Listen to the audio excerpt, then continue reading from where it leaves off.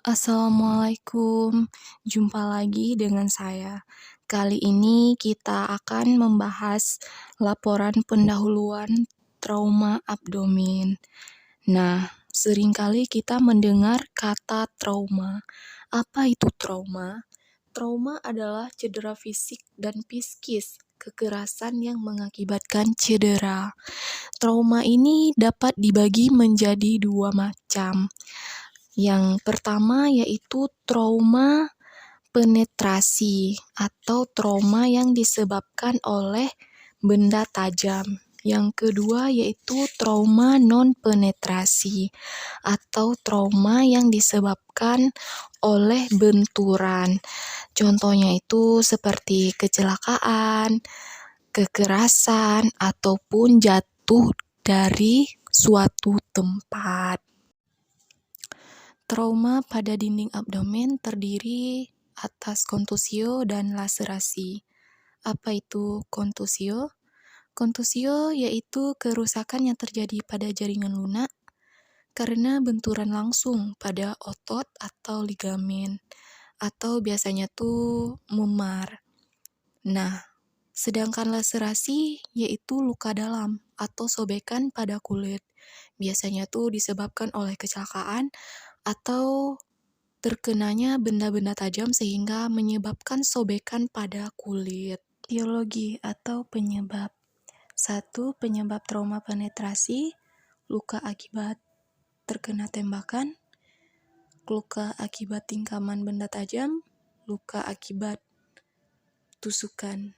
Yang kedua, penyebab trauma non-penetrasi, terkena kompresi atau tekanan dari luar tubuh, hancur atau tertabrak mobil, terjepit sabuk pengaman karena terlalu menekan perut, cedera akselerasi atau deserasi karena kecelakaan olahraga.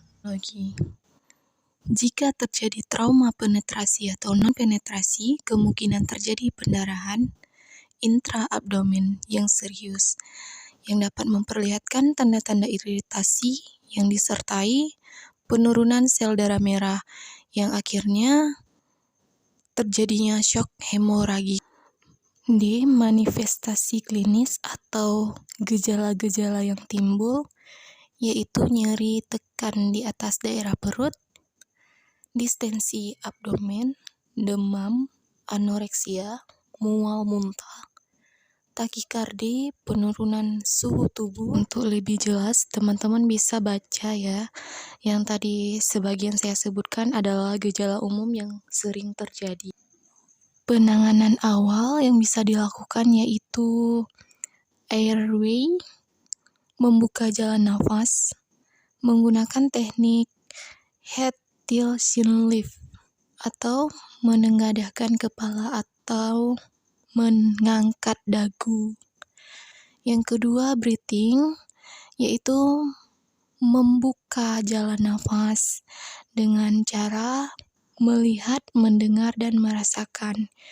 Dan yang ketiga yaitu circulation, yaitu jika pernafasan korban tersengal-sengal atau tidak adekuat, maka bantuan nafas dapat dilakukan, yaitu dengan memasang oksigen atau O2.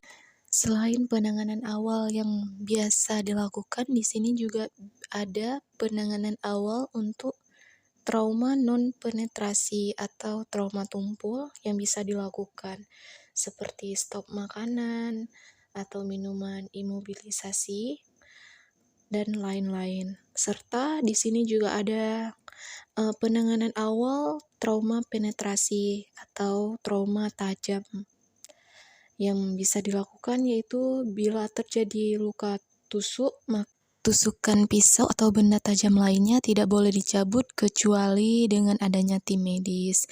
Dan juga ada penanganan-penanganan lainnya di sini. Teman-teman bisa baca sendiri ya teman-teman ya. Di sini juga ada penanganan di rumah sakit. Bagaimana penanganan untuk trauma penetrasi dan non-penetrasi yang dilakukan di rumah sakit. Teman-teman bisa baca untuk lebih jelasnya di sini.